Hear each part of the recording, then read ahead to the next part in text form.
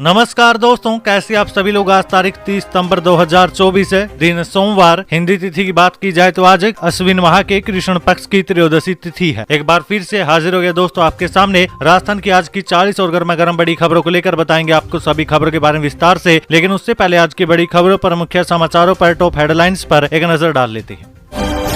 राजस्थान में सामने आया एक और क्रेडिट कोऑपरेटिव सोसाइटी घोटाला। एफडी के नाम पर 50 करोड़ की ठगी, किसान, आंगनवाड़ी कार्यकर्ता जैसे 2000 लोग फंसे। पूरी खबर जानिएगा दोस्तों, कहीं आप भी तो नहीं बन गए हैं इसके शिकार। वहीं दोस्तों, भील प्रदेश को लेकर फिर छिड़ा विवाद। उदयपुर सांसद का दावा, मानगढ़ आंदोलन में इसकी मांग ही नहीं की गई, किताबों में गलत पढ़ाया जा रहा है। इसी के साथ ही डोटासरा बोले, दिलावर की एस्कोर्ट बढ़ा दीजिए, कहीं दुर्घटना न घट जाए। हमारे कार्यकर्ताओं में आक्रोश है, नेताओं के बेटों का घोषित शासन आ गया। वहीं सांसद हनुमान बेनीवाल बोले, हरियाणा में भाजपा के खिलाफ प्रचार करूंगा। राजस्थान विधानसभा उपचुनाव में फिलहाल किसी पार्टी से गठबंधन तय नहीं। इसी के साथ ही सीएम योगी के आखिर किस बात पर भड़क गए सचिन पायलट, 370 पर भी दिया जवाब। बने रहिए दोस्तों, बताएंगे आपको बड़ी खबर। वही दोस्तों, दीपावली से पहले कर्मचारियों को मिल सकता है ये बड़ा तोहफा। कर्मचारियों के लंबे समय से ग्रेड पे में बढ़ोतरी किए जाने की मांग को मिल सकती है मंजूरी। वही दोस्तों, झालावाड़ में गुर्जर और राजपूत समाज में टकराव। आखिर किस बात पर सामने आ गए दोनों समाज, बताएंगे दोस्तों आपको बड़ी खबर। इसी के साथ ही मन की बात में पीएम मोदी ने की राजस्थान की जमकर तारीफ, कहा रिकॉर्ड वृक्षारोपण से पेश किया उदाहरण। बने रहिए दोस्तों, बताएंगे आपको प्रदेश की 40 बड़ी खबरों के बारे में विस्तार से। लेकिन उससे पहले अगर अभी तक आपने चैनल को सब्सक्राइब नहीं किया तो सबसे पहले चैनल को सब्सक्राइब कर दे, वीडियो को लाइक कर दे और अपने कमेंट जरूर कर दीजिए।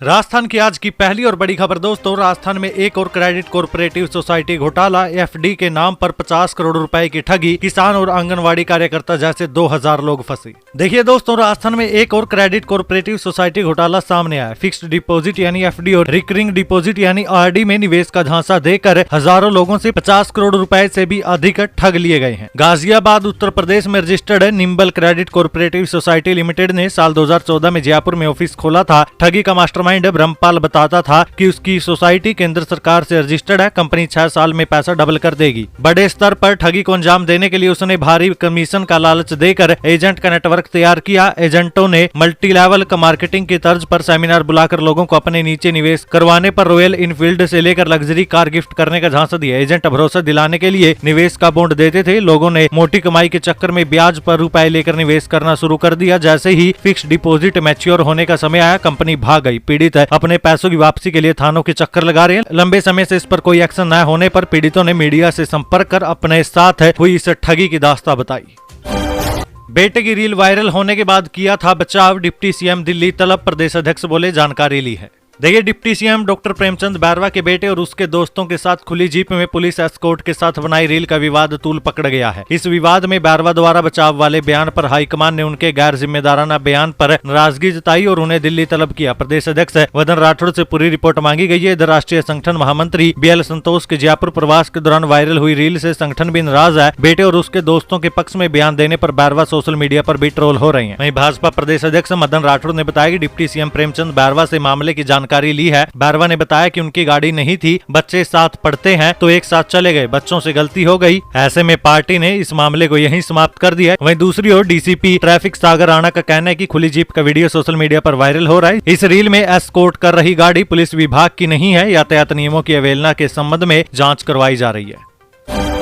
आरसीए चुनाव कराने में फेल एडहोक को फिर मिला मौका, 3 महीने के लिए बढ़ा कार्यकाल, अब दिसंबर तक कराने होंगे चुनाव। देखिए, राजस्थान क्रिकेट एसोसिएशन के चुनाव के लिए जिला संघों को थोड़ा और इंतजार करना पड़ेगा। प्रदेश सरकार ने राजस्थान क्रिकेट एसोसिएशन की कार्यकारिणी भंग कर गठित एडहोक कमेटी के कार्यकाल को 3 महीने के लिए और बढ़ा दिया। इस बार भी सहकारिता विभाग ने पूर्व कार्यकारिणी को ही 3 महीने का एक्सटेंशन दिया है। सरकार द्वारा गठित एडहोक कमेटी में बीजेपी विधायक और श्रीगंगानगर जिला क्रिकेट संघ के कोषाध्यक्ष जयदीप बिहानी को एडहोक कमेटी का संयोजक बनाया गया, जबकि उनके साथ कमेटी में सदस्य नागौर जिला क्रिकेट संघ के अध्यक्ष धनंजय सिंह खींवसर, पाली जिला क्रिकेट संघ के सचिव धर्मवीर सिंह, झुंझुनू जिला क्रिकेट संघ के सचिव हरिश्चंद्र सिंह, बीकानेर जिला क्रिकेट संघ के सचिव रतन सिंह शेखावत और जैसलमेर जिला क्रिकेट संघ के सचिव विमल शर्मा को कमेटी का सदस्य बनाया गया है।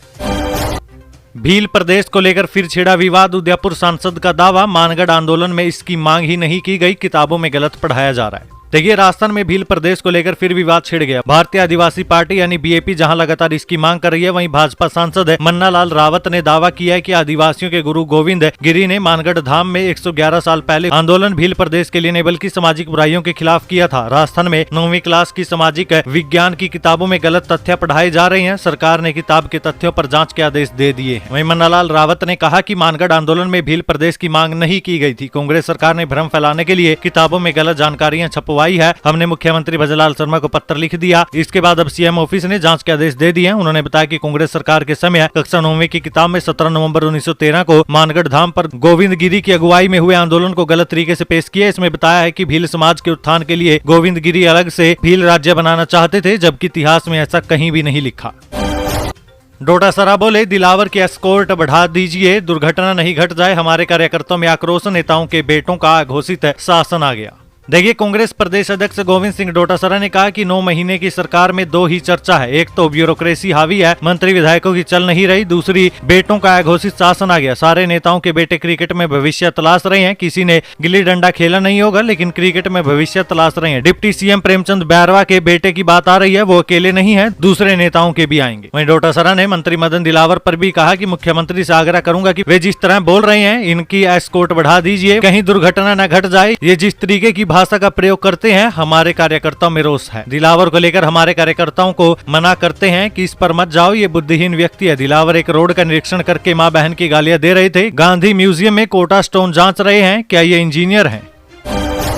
बीकानेर के जवान का 5 दिन बाद होगा अंतिम संस्कार। हाईवे खुला, 50 लाख रुपए और पत्नी को मिलेगी नौकरी, दिया जाएगा गार्ड ऑफ ऑनर। देखिए, बीकानेर के जवान राम स्वरूप कसवा का मौत के 5 दिन बाद अंतिम संस्कार होगा। जब तक आप ये वीडियो देख रहे होंगे, उनका अंतिम संस्कार भी हो चुका होगा। जवान को शहीद का दर्जा दिलाने और अन्य मांग को लेकर 4 दिन से चल रहा धरना बीते दिन दोपहर 1:30 बजे खत्म हो गया। प्रशासन ने गार्ड ऑफ ऑनर के लिए सहमति दे दी है। इसके साथ ही परिवार को 50 लाख रुपए की आर्थिक सहायता और पत्नी को संविदा पर नौकरी दी जाएगी। राम स्वरूप कसवा की बॉडी को अंतिम संस्कार के लिए पांचू गाँव ले जाया गया, जहाँ उनका राजकीय सम्मान के साथ अंतिम संस्कार किया जाएगा। इससे पहले बीते दिन सुबह जयपुर से बीकानेर नेशनल हाईवे 11 भी खोल दिया गया था।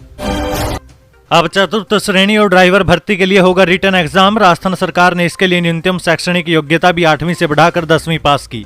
देखिए, राजस्थान में अब चतुर्थ श्रेणी और ड्राइवर की भर्ती लिखित परीक्षा के माध्यम से होगी। कर्मचारी चयन बोर्ड ये परीक्षाएं करवाएगा। चतुर्थ श्रेणी कर्मचारी के लिए 10वीं पास होना अनिवार्य होगा। पहले न्यूनतम योग्यता 8वीं पास थी। बीते दिन हुई कैबिनेट की बैठक में फैसला लिया गया। कैबिनेट ने इसके लिए अब शैक्षणिक योग्यता 10वीं कर दी है। वहीं कैबिनेट मंत्री जोगाराम पटेल ने कहा कि प्रदेश में 60,000 चतुर्थ श्रेणी और 23,000 ड्राइवर के पद खाली है। भजनलाल सरकार की कैबिनेट बैठक खत्म हो चुकी है। बैठक में किरोड़ीलाल मीणा भी शामिल हुए थे।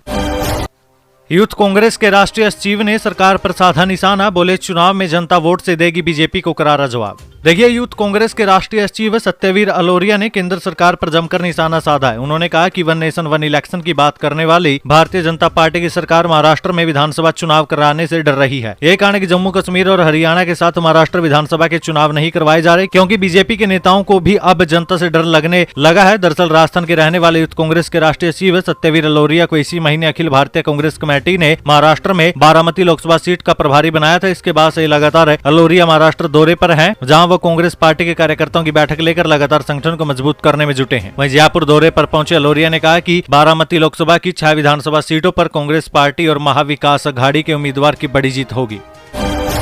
सांसद हनुमान बेनीवाल बोले, हरियाणा में भाजपा के खिलाफ प्रचार करूंगा। राजस्थान विधानसभा उपचुनाव में फिलहाल किसी पार्टी से गठबंधन तय नहीं। देखिए, राष्ट्रीय लोकतांत्रिक पार्टी के प्रमुख और नागौर सांसद हनुमान बेनीवाल ने कहा कि वे हरियाणा के विधानसभा चुनाव में कांग्रेस और निर्दलीय प्रत्याशियों का प्रचार करने के लिए जाएंगे, क्योंकि उनका एक ही मकसद है, भाजपा को हराना। सांसद बेनीवाल नागौर जिला परिषद में मीडिया से बातचीत में कह रहे थे कि हरियाणा या राजस्थान में कोई गठबंधन नहीं है, इसलिए हरियाणा चुनावों में निर्दलीय और कांग्रेस प्रत्याशियों का प्रचार करेंगे, लेकिन मुख्य उद्देश्य भाजपा प्रत्याशियों के खिलाफ प्रचार करना है। वहीं राजस्थान में होने वाले विधानसभा उपचुनावों पर सांसद हनुमान बेनीवाल ने कहा कि अभी राजस्थान में कोई गठबंधन नहीं है। उपचुनाव में गठबंधन को लेकर अभी कुछ तय नहीं है कि गठबंधन होगा या नहीं, इस बारे में अभी लोगों से बात करेंगे, लेकिन हरियाणा के विधानसभा चुनाव में भाजपा के खिलाफ प्रचार करने जरूर जाएंगे। कुछ निर्दलियों का भी प्रचार करूंगा।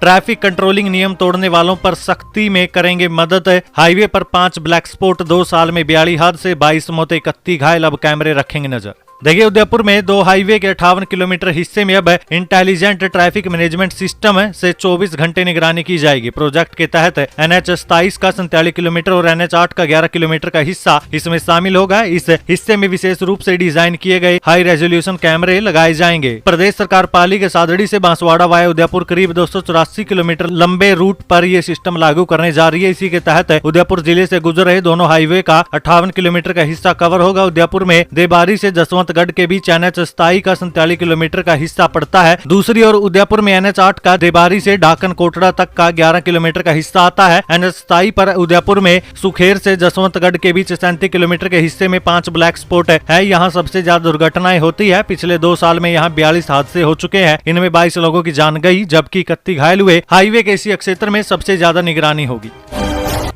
लेटर हेड पर CLG सदस्यों की अनुशंसा, डिप्टी CM बैरवा के खिलाफ कोर्ट में परिवाद दायर हुआ। देखिए पुलिस थानों में CLG सदस्यों की नियुक्ति की सूची लेटर हेड पर जारी करने से जुड़े मामले में प्रदेश के डिप्टी CM प्रेमचंद बैरवा के खिलाफ जयपुर मेट्रो की मजिस्ट्रेट कोर्ट में आपराधिक परिवाद दायर की है। अधिवक्ता बलराम जाखड़ के जरिए दायर परिवाद पर 4 अक्टूबर को सुनवाई होगी। परिवादी ने डिप्टी CM को आरोपी बताते हुए उन पर भारतीय न्याय संहिता की विभिन्न धाराओं में आरोप लगाए हैं। शहर के एक एडवोकेट ने जयपुर पुलिस को मेल कर डिप्टी CM प्रेमचंद बैरवा के इधर मेल कर बेटे के खिलाफ शिकायत दी गई है। शहर के एक एडवोकेट ने जयपुर पुलिस को मेल कर डिप्टी CM प्रेमचंद बैरवा के बेटे के खिलाफ शिकायत दी। उनके बेटे 18 साल से कम उम्र के हैं, बावजूद इसके वे चौपहिया वाहन चला रहे हैं। भाजपा प्रदेश प्रभारी डॉक्टर राधा मोहन दास बोले, रामगढ़ सीट के लिए फॉर्मूला दिया, कमल के फूल को प्रत्याशी मानकर वोट करें।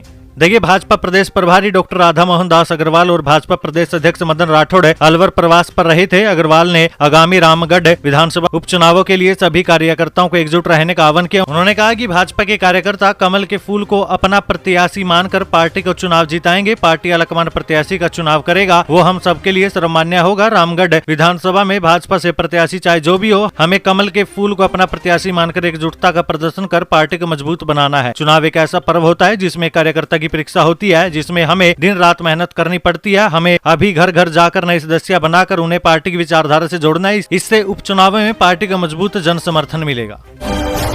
योगी आदित्यनाथ के पीओके वाले बयान पर सचिन पायलट का रिएक्शन, 370 पर भी दिया जवाब। देखिए दोस्तों, बीते दिनों उत्तर प्रदेश के मुख्यमंत्री योगी आदित्यनाथ ने कहा था कि भाजपा के सत्ता में लौटने के बाद पीओके जम्मू कश्मीर का हिस्सा बन जाएगा। उनके इस बयान पर राजस्थान के पूर्व उप मुख्यमंत्री सचिन पायलट का रिएक्शन सामने आया। उन्होंने कहा कि मुझे हैरानी है कि एक राज्य का मुख्यमंत्री ठीक चुनाव के दौरान ये बयान दे रहा है। वे पिछले 10 साल से सत्ता में है। मैं आपको याद दिला दूं कि सांसद ने पहली बार 1994 में पीओके को वापस लेने का एक प्रस्ताव सर्वसम्मति से पारित किया था और तब कांग्रेस की सरकार थी। हम सत्ता में थे और हमने संसद के जरिए ये प्रयास किया था। अब योगी आदित्यनाथ के बयान को लेकर सचिन पायलट ने भाजपा पर भी सवाल खड़ा किया। उन्होंने कहा कि भाजपा 10 साल से सत्ता में है, 10 साल तक उसके पास पूर्ण बहुमत रहा, उन्हें ये कदम उठाने से आखिर किसने रोका। अनुच्छेद 370 को लेकर भाजपा द्वारा कांग्रेस पर निशाना साधे जाने और कांग्रेस के प्रदेश का विशेष दर्जा बहाल करने के दावे के बारे में पूछे जाने पर पूर्व केंद्रीय मंत्री ने कहा कि मुझे लगता है कि ये सभी चुनावी भाषण है और कांग्रेस का रुख बहुत स्पष्ट है कि जैसे ही हमें जनादेश मिलता है और हम गठबंधन की सरकार बनाएंगे तो सबसे पहले हम जम्मू कश्मीर का पूर्ण राज्य का दर्जा बहाल करेंगे। वहीं पायलट ने कहा कि हमारे देश के इतिहास में पहले कभी किसी राज्य को कमजोर करते हुए केंद्र शासित प्रदेश नहीं बनाया गया। कांग्रेस ने साफ कहा कि उसकी शीर्ष प्राथमिकता राज्य का दर्जा बहाल करने की होगी। ये सीधे जम्मू कश्मीर के लोगों के आत्म सम्मान और गरिमा से जुड़ा है। उन्होंने कहा कि ऐतिहासिक भारत जोड़ो यात्रा और कांग्रेस के लिए अच्छे चुनावी नतीजे के बाद राहुल गांधी ने भाजपा नीति सरकार के सभी मोर्चों पर विफल होने पर केंद्र सरकार को निशाने पर लिया है।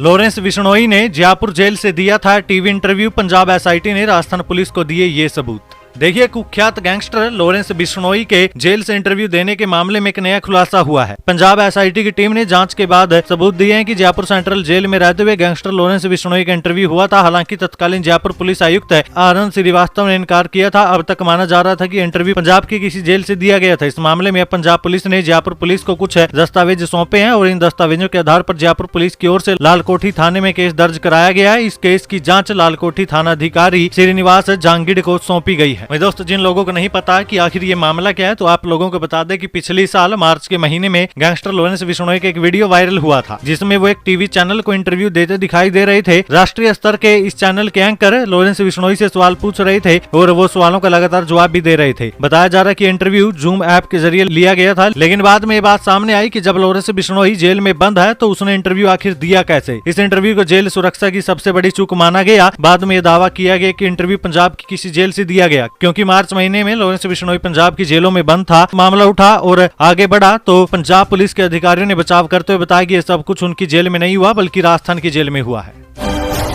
आदिवासी घटे, घुसपैठिए बढ़े, रांची में सीएम भजनलाल शर्मा ने कांग्रेस पर साधा निशाना।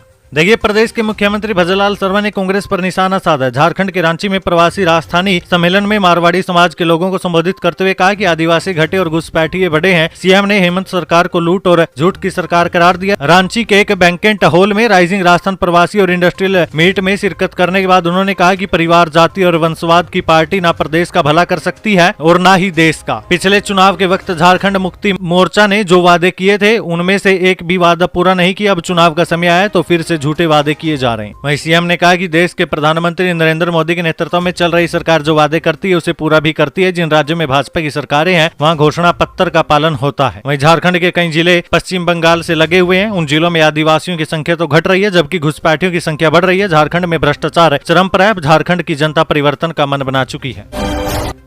दीपावली से पहले कर्मचारियों को मिल सकता है ये बड़ा तोहफा, भजनलाल कैबिनेट की बैठक में फैसला।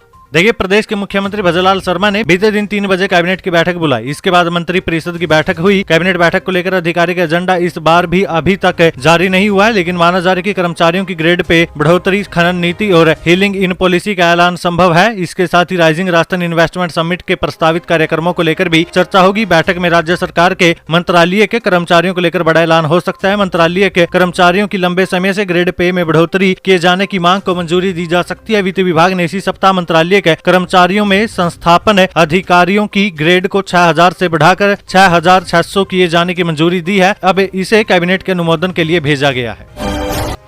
झालावाड़ में गुज्जर और राजपूत समाज में टकराव, जानिए आखिर किस बात पर आमने सामने हो गए दोनों समाज। देखिए, झालावाड़ में मिहिर भोज मामले को लेकर गुज्जर और राजपूत समाज में टकराव की स्थिति बन गई। मामला गरमाने के बाद पुलिस प्रशासन ने टकराव को टालने के प्रयास कर रहा है, लेकिन दोनों समाज के आक्रोशित लोगों ने सड़क पर हंगामा कर दिया। दरअसल बीते दिन सम्राट मिहिर भोज जयंती थी। मिहिर भोज को लेकर राजपूत और गुज्जर समाज में मतभेद इस बात को लेकर है कि दोनों ही समाज खुद को सम्राट का वंशज होने का दावा करते हैं। मिहिर भोज जयंती के मौके पर झालावाड़ गुज्जर समाज ने रैली निकालने की घोषणा की, लेकिन निषेधाज्ञा लगी होने के चलते जिला प्रशासन ने गुज्जर समाज के नेताओं से बातचीत करके रास्ता निकाला था। जिसके बाद समाज के नेताओं ने रैली नहीं निकाले जाने की घोषणा कर दी थी, लेकिन उसके बाद भी गुज्जर समाज के लोग नहीं माने और बड़ी तादाद में एकत्रित हो गए। पदाधिकारियों की बात न मानते हुए समाज के लोग विभिन्न स्थानों पर जुट गए। इसकी भनक जब राजपूत समाज के लोगों को लगी तो उनका गुस्सा भी फूट पड़ा और वो भी सड़कों पर उतर आए। राजपूत समाज के लोगों का आरोप है कि प्रशासन ने उनके साथ वादा खिलाफी की और धोखा किया। पुलिस और प्रशासन ने उन्हें धोखे में रखा और गुज्जर समाज ने रैली निकाल दी। वहीं दोस्तों, अब शहर में माहौल तनावपूर्ण है। इसके चलते पुलिस ने कई स्थानों पर नाकाबंदी कर रखी है और हर वाहन की तलाशी की जा रही है। मन की बात कार्यक्रम में पीएम मोदी ने की राजस्थान की जमकर तारीफ, कहा रिकॉर्ड वृक्षारोपण से पेश किया उदाहरण। देखिए, पीएम नरेंद्र मोदी ने मन की बात कार्यक्रम के 114वें संस्करण में देशवासियों को संबोधित किया। मुख्यमंत्री भजनलाल शर्मा ने भी जयपुर में मुख्यमंत्री निवास पर आमजन के साथ प्रधानमंत्री के संबोधन को सुना। अपने संबोधन में पीएम ने कहा कि मन की बात कार्यक्रम के 3 अक्टूबर को 10 साल पूरे होने जा रहे हैं। 10 वर्षों में देशवासियों ने अपना प्यार और आशीर्वाद संदेशों के माध्यम से लगातार उन्हें भेजा है। उन्होंने कहा कि इस कार्यक्रम के श्रोता ही इसके असली सूत्रधार है, जो देश की उपलब्धियों को गर्व से सुनते हैं। वहीं मोदी ने एक पेड़ मां के नाम अभियान का जिक्र करते हुए कहा कि दृढ़ संकल्प के साथ जब सामूहिक भागीदारी का संगम होता है तो पूरे समाज के लिए अद्भुत नतीजे सामने आते हैं। उन्होंने अभियान के तहत राजस्थान की उपलब्धियों की सराहना की। पीएम ने कहा कि अगस्त महीने में ही 6 करोड़ से अधिक पौधे लगाकर राजस्थान ने जन भागीदारी का अनूठा उदाहरण पेश किया। प्रधानमंत्री ने जल संरक्षण का महत्व बताते हुए कहा कि छोटे छोटे प्रयासों से जल संकट से निपटने में बहुत मदद मिलती है। उन्होंने उत्तर प्रदेश के झांसी, मध्य प्रदेश के रायपुर और छतरपुर गाँव का जिक्र किया, जहाँ महिलाओं ने सामूहिक प्रयासों से वहाँ के तालाबों और नदियों को नया जीवन दिया। राजस्थान सीईटी परीक्षा में जनेऊ उतरवाने का मुद्दा गरमाया। आरएसएसबी के अध्यक्ष बोले, जनेऊ उतरवाना अनुचित है। देखिए, अभ्यर्थी से जिन्हें उतरवाने का मुद्दा तूल पकड़ गया है। विप्र फाउंडेशन ने सरकार से कार्रवाई की मांग की। अभ्यर्थी ने इसकी शिकायत सीएम भजनलाल शर्मा से की। राजस्थान कर्मचारी चयन बोर्ड के अध्यक्ष आलोक राज ने सोशल मीडिया एक्स पर लिखा कि मुझे मीडिया से सीएम को पता लगा कि सीटी एग्जाम सेंटर पर 28 सितंबर को किसी कैंडिडेट का परीक्षा में जनेऊ को उतरवाने का मामला सामने आया। जनेऊ चेक करना सही था, लेकिन उतरवाना अनुचित है। लेकिन मुझे नहीं लगता कि टीचर ने किसी दुर्भावना से जनेऊ उतरवाया होगा। शायद उन्होंने चेकिंग के नियमों को मिस इंटरप्ट किया, अपनी समझ से ड्यूटी की पालना की। उम्मीद है इस मामले को अन्यथा नहीं लिया जाएगा। भारत दौरे पर आए पोलैंड के मेयर पावे कैंसलर स्वागत से हुए खुश। बीकानेर को बताया अपना दूसरा घर। देखिए, भारतीय सांस्कृतिक मूल्यों के शोध के लिए भारत भ्रमण पर आए पोलैंड देश के ओजराव शहर के मेयर पावेव कैंसलर, डेप्यूटी मेयर और डेलीगेट्स राजस्थान बीकानेर दौरे पर रहे। इस दौरान उन्होंने बीकानेर नगर निगम का दौरा भी किया। यहाँ उनका स्वागत मेयर सुशीला कंवर ने किया। बंद बाजों में पधारो महारे देश की धुन के साथ निगम में आए मेयर और डेलीगेट्स का महापौर राजपुरोहित ने फूल देकर स्वागत किया। नगर निगम सभागार में आयोजित कार्यक्रम में पोलैंड से आए डेलीगेट्स के औपचारिक स्वागत के बाद महापौर सुशील कंवर और मेयर पावेव ने दोनों शहरों की कला, संस्कृति, शिक्षा, खेल और दोनों शहरों के बीच टूरिज्म प्रमोशन को लेकर लेटर ऑफ इंटेंट हस्ताक्षर हुआ। इसके बाद मेयर पावेव ने कहा कि महापौर साहिबा, आज से बीकानेर मेरा दूसरा घर होगा। आज हमें जो स्वागत मिला उससे मैं अभिभूत हूँ। भारत भ्रमण के दौरान पूरे देश ने हमारा स्वागत किया। ये आतिथ्य भारतीयों और भारतीयता की रगों में है, लेकिन आज जिस तरीके से बीकानेर ने हमें स्वीकार किया है उससे ऐसा नहीं लगता कि हम पहली बार आए। हम इस शहर और अपने शहर को जुड़वा शहरों के रूप में विकसित करेंगे। दोनों शहर अपनी संस्कृतियों के आदान प्रदान और शहरों और नागरिकों के बेहतर भविष्य के साथ आगे बढ़ेगा। राजस्थान में मानसून का आखिरी दौर हुआ शुरू। आईएमडी ने जारी किया 9 जिलों के लिए भारी बारिश का अलर्ट। देखिए, मानसून की विदाई को लेकर जयपुर मौसम केंद्र के अपडेट में बताया गया कि दक्षिण पश्चिम मानसून राजस्थान के कुछ और हिस्सों से विदा हो गया। वापसी रेखा अब चूरू, अजमेर, माउंट आबू से होकर गुजर रही है। मौसम केंद्र जयपुर के अनुसार आगामी दिनों के लिए आज यानी 30 सितंबर से प्रदेश के कई और हिस्सों में बारिश की गतिविधियों में कमी आने की संभावना है और उदयपुर, कोटा संभाग में कुछ स्थानों पर हल्की बारिश होने की संभावना है। वहीं पश्चिमी राजस्थान के बीकानेर, जोधपुर संभाग के अधिकांश हिस्सों में अगले 3-4 दिन तक मौसम मुख्यतः शुष्क रहने की संभावना है। भरतपुर सांसद संजना जाटव को मिली बड़ी जिम्मेदारी, संसद की इस कमेटी में हुई शामिल। देखिए, प्रदेश के भरतपुर से सांसद संजना जाटव को संसद में बड़ी जिम्मेदारी दी गई। संजना को संसद की जल संसाधन समिति का सदस्य बनाया गया। कमेटी में शामिल होने पर उन्होंने कहा कि मुझे समिति ने जो जिम्मेदारी सौंपी है उसका निर्वहन ईमानदारी से करूंगी। बता दें कि राजीव प्रसाद रूडी इस समिति के चेयरपर्सन है। रूडी ने शुक्रवार को कमेटी का अध्यक्ष पद संभाल लिया है। शोभा रानी कुशवाहा की विधायकी पर खतरा, हाई कोर्ट ने जारी किया नोटिस। जाने क्या है पूरा मामला। देखिए, धौलपुर विधानसभा क्षेत्र की कांग्रेस विधायक शोभा रानी कुशवाहा के नामांकन को बहुजन समाज पार्टी के प्रत्याशी रितेश शर्मा ने रिट पिटीशन दायर कर हाईकोर्ट में चुनौती दी है। रितेश शर्मा ने वर्तमान विधायक शोभा रानी कुशवाहा पर नामांकन के शपथ पत्र में आपराधिक मुकदमों को सार्वजनिक नहीं करने का आरोप लगाया। रिट पिटीशन की पैरवी कर रहे अधिवक्ता और पूर्व विधायक अब्दुल सगीर ने बताया कि वर्ष 2023 के विधानसभा चुनाव के अंतर्गत नामांकन फार्म में वर्तमान कांग्रेस विधायक शोभा रानी कुशवाहा ने शपथ पत्र के हल्फनामे में आपराधिक रिकॉर्ड को छुपाया है। चूक न जाना, जल्दी करो, सीटी आवेदन की घड़ी अब अंतिम चरण में। देखिए दोस्तों, अगर आप भी सरकारी नौकरी का सपना देख रहे हैं तो आपके लिए महत्वपूर्ण मौका है। राजस्थान कर्मचारी चयन बोर्ड द्वारा आयोजित समान पात्रता परीक्षा सीनियर सेकेंडरी स्तर 2024 में आवेदन करने का समय अब अपने अंतिम चरण में है। 1 अक्टूबर 2024 को आवेदन की अंतिम तिथि है और अब ये तिथि किसी भी स्थिति में नहीं बढ़ाई जाएगी। तेंदुए पिंजरे में सिमट रहे, जब भी पकड़ा, चंद घंटे बाद दूसरे पैंथर का हमला, अब तीसरा कैद तो महिला का शिकार। देखिए, वन विभाग ने एक के बाद एक 6 दिन में 3 तेंदुए पिंजरे में पकड़ लिए, लेकिन खुद ये सवाल भी अब इस पिंजरे में फंस गया है कि ये चीते नरभक्षी है या फिर कोई और। ये स्थिति इस कारण है क्योंकि जब भी इंसान की जान लेने के बाद पैंथर पकड़ा गया, उसी के कुछ घंटे बाद या अगले दिन फिर किसी इंसान को शिकार बना लिया गया। अब बीते दिन गोगुंदा की मजावत पंचायत के कुड़ाव में मादा तेंदुआ पिंजरे में फंसी। इसे 25 सितंबर को 6 साल की बच्ची सूरज की जान लेने वाला माना जा रहा है। विभाग इसे पकड़कर खुश हो रहा था कि बुरी खबर फिर से आ धमकी। गोगुंदा की बगड़ुदा ग्राम पंचायत के गुजरों का गूड़ा में 55 साल की गट्टूबाई गुज्जर को वन्यजीव ने मार डाला। जिले के एक ही इलाके में 10 दिन में 5 लोगों को वन्यजीव के खा जाने के पहला मामला है। फुटबॉल प्रेमियों के लिए एक अच्छी खबर, फीफा से मंजूर भारत का दूसरा फुटबॉल ग्राउंड जयपुर में हुआ तैयार। आई लीग के 12 मैच होंगे, 15 टीमें आएगी। देखिए, राजधानी के फुटबॉल प्रेमियों के लिए एक अच्छी खबर है। जयपुर के विद्याधर नगर स्टेडियम को इंटरनेशनल ग्राउंड की मान्यता मिल गई है। ये भारत का दूसरा और राजस्थान का पहला टर्फ फुटबॉल ग्राउंड है जिसे फीफा की मंजूरी मिली है। 3003 दर्शकों की क्षमता वाले इस ग्राउंड में पहली बार इंडियन फुटबॉल लीग यानी आई लीग का आयोजन होगा। 19 अक्टूबर से शुरू होने वाली इस लीग के 12 मैच जयपुर को मिले हैं। स्कूल के मलबे के नीचे निकली हनुमान जी की मूर्ति, लोगों ने शुरू की पूजा अर्चना। देखिए, डूंगरपुर शहर में सलाटवाड़ा मोहल्ले में पुराने विजय स्कूल के भवन का मलबा हटाते समय भगवान बजरंग बली की प्रतिमा निकल आई। एक पत्थर पर गदा के साथ बजरंग बली की प्रतिमा देखकर लोगों ने जलाभिषेक के साथ पूजा अर्चना भी शुरू कर दी। वही दोस्तों, आखिर ये मूर्ति यहाँ कैसे है, इसके बारे में भी आधिकारिक तौर पर तो कोई पुष्टि नहीं हुई, लेकिन लोगों का कहना है कि इस जगह पर कभी भगवान का मंदिर या स्थान रहा होगा, जिस वजह से ये मूर्ति निकली है।